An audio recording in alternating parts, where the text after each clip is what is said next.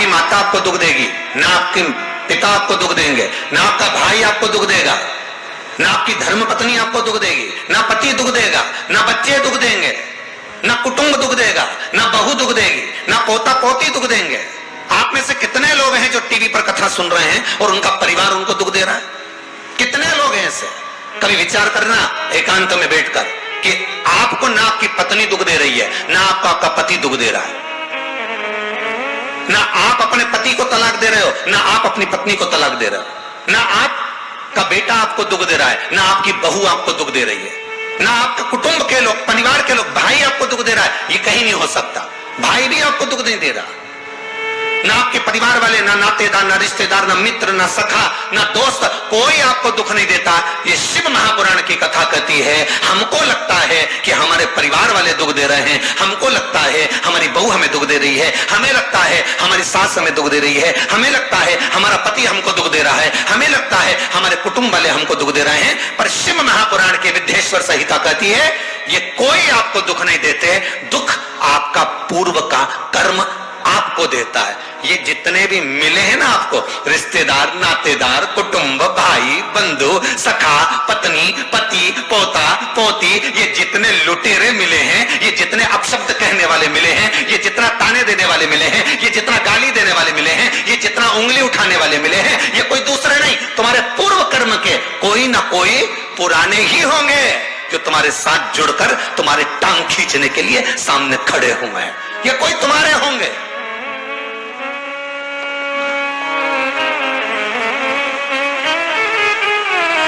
तो ये सब दिमाग से निकाल दीजिए आप, आपके ये चित्तवृत्ति बुद्धि से ये बात सब निकाल दो। जितने लोग कथा सुन रहे हैं ना, अपनी बुद्धि से निकाल देना कि मेरी बहू मुझे गाली दे रही है। हाँ, तूने किसी गाय को रोटी नहीं दी और दी भी होगी, दूसरी बार गाय आ गई होगी तो डंडा मार के भगा दिया, वही बहू आई है, वाणी के डंडे कुदा रही है।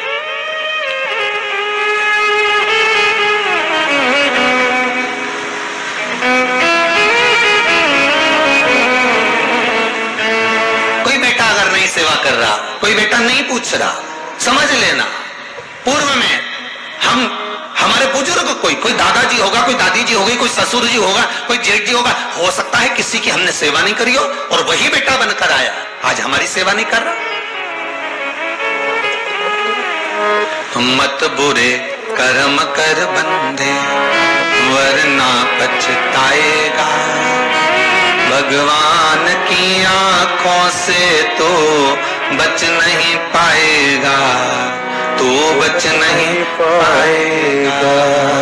अरे ओ अज्ञानी मत करना दानी, बचना नहीं है। बहुत ये हमें लगता है गुरुजी मेरी बहू बहुत परेशान करे, गुरुजी मेरी सास बहुत परेशान करे, मेरा भाई मेरी प्रॉपर्टी खा गया, मेरा भाई ये लेकर चले गया, मेरे ससुराल वाले ऐसे, मेरे रिश्तेदार ऐसे, मेरे कुटुंबी ऐसे, मेरे कबीले वाले ऐसे, मेरे ये ऐसे। तो हमको लगता है कि ये अपने ऐसे।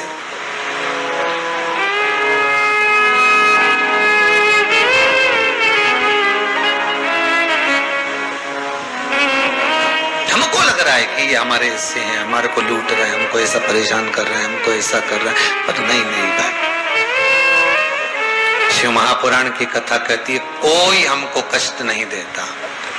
एक बार पहले भी कथा में कहा, आज फिर कह रहे हैं आपको महाराज, फिर कह रहे हैं, आज फिर कह रहे हैं।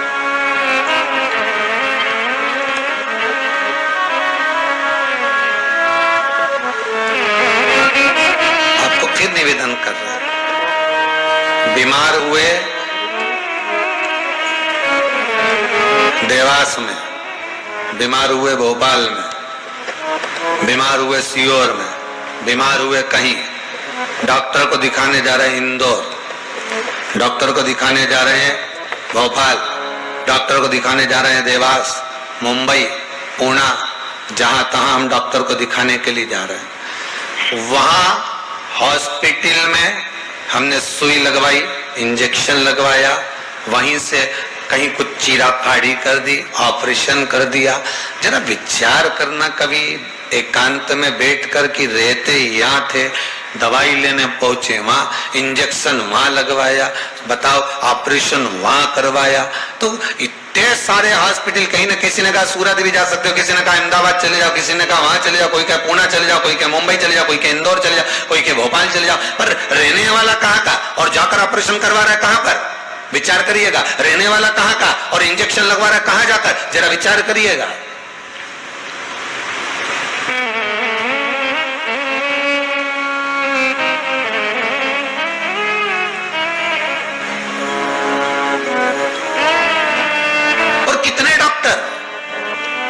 ऑपरेशन करने वाला कोई विशेष,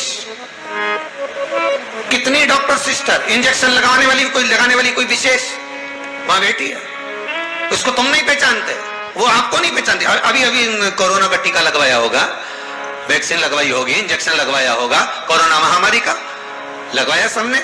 अब लगवाया तो उसमें आपके मन में विचार तो आया कि ना तो हम इस सिस्टर को पहचानते, ना हम इस डॉक्टर को पहचानते, गए और सुई लगवा के आ गए, पर उसने हमको कष्ट तो दिया, भले वो थोड़ा सा चुभाया पर कष्ट तो मिला। पर विचार करा कि ये क्यों मिली, कारण क्या था, इसी ने क्यों चुभाया? हो सकता है पूर्व में तुमने भी इसको कोई कष्ट दिया होगा, हिसाब बराबर करने के लिए यहां लाके छोड़ दिया।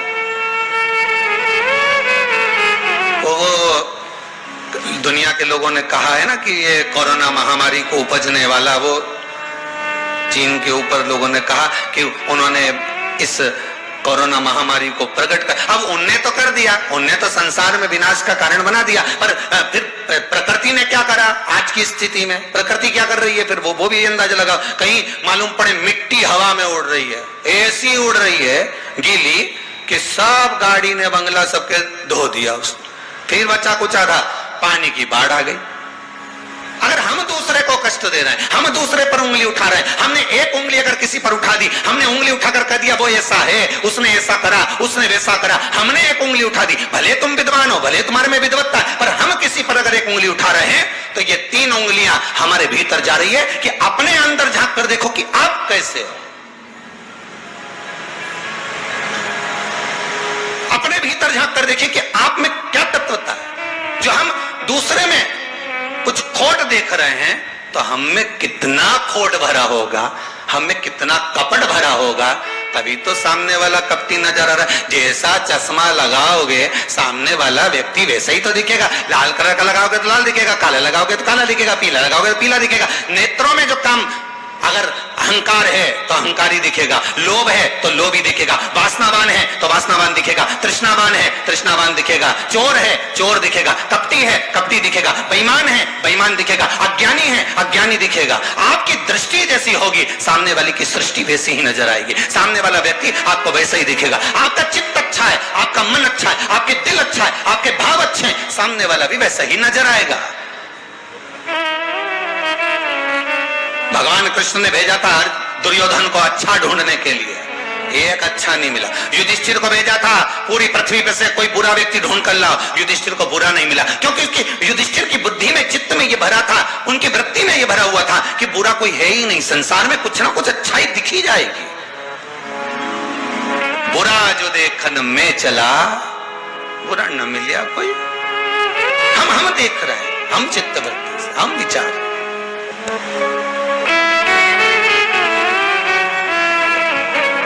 कौन ना बहू बुरी है, फिर निवेदन करूंगा, ना सास बुरी है, ना बेटा बुरा, ना बहू बुरी, ना ही ये पूरा संसार बुरा, सब अच्छे हैं।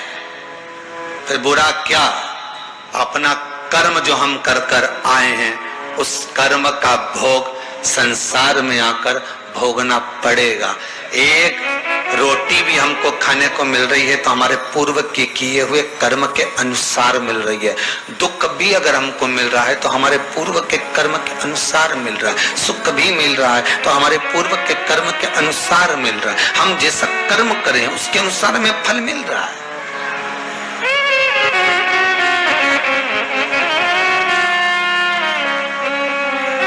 इसलिए बारंबार कहा था कि मान मेरा कहना नहीं तो पछताएगा, माटी का खिलौना माटी में मिल जाएगा, हेट बूट सूट सब यहीं रह जाएगा और माटी का खिलौना माटी में मिल जाएगा। ये हेड रह गया, ये बूट रह गया, ये सूट रह गया, सब पड़ा की पड़ा रह गया, सब धरा की धरा रह गया। इसका मूल तत्व क्या है? इसकी महत्वता क्या है?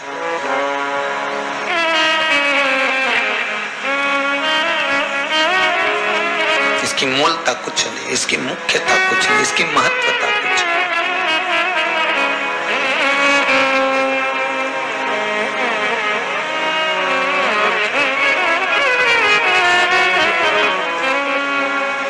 किले भोले का नाम, भगवान शिव का मंत्र, नाम स्मरण जप कीर्तन सुख दे।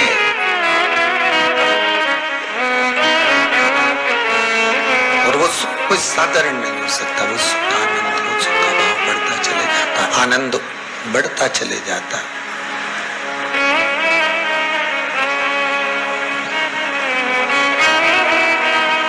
ले भोले का नाम काहे यूं भटके, मिलता है आराम काहे यूं भटके। इस शिव का नाम लेकर हम जब शंकर का नाम लेकर जब अग्रण्य हो जाए, प्रेशर खोलिए महाराज, प्रेशर खोलिए। हम शिव का नाम लेकर जब अग्रण्य बढ़े, आगे बढ़े,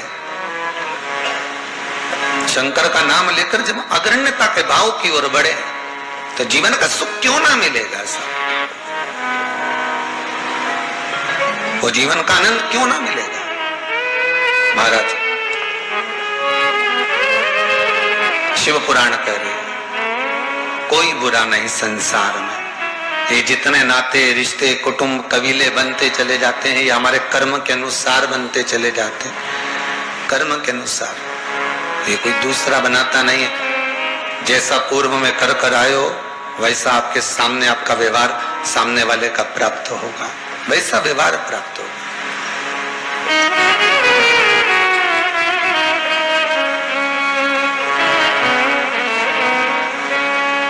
शिव पुराण कर रही है, शंकर की कथा कर रही है, शंकर का अनुमोदन कर रहा है महाराज। अच्छी संगत में बैठोगे, अच्छी संगत में अगर विराजमान होगे तो सुख अपने आप मिलेगा। माता के गर्भ से अगर आपका जन्म हुआ है तो कुछ अच्छा करने के लिए ही हुआ है। अगर आप बैठकर आस्था चैनल के सामने शिव महापुराण की कथा सुन रहे हो तो अपने आप को गौरवान्वित महसूस करना। थोड़ा न थोड़ा परमात्मा की कृपा, पूर्वजों का आशीर्वाद आपको ऊपर हुआ है, इसलिए आप शंकर की कथा को सुन रहे हो, शिव का भजन कर रहे हो। श्रावण के महीने में आज शिवरात्रि के दिन शंकर का अनुमोदन कर रहे हो।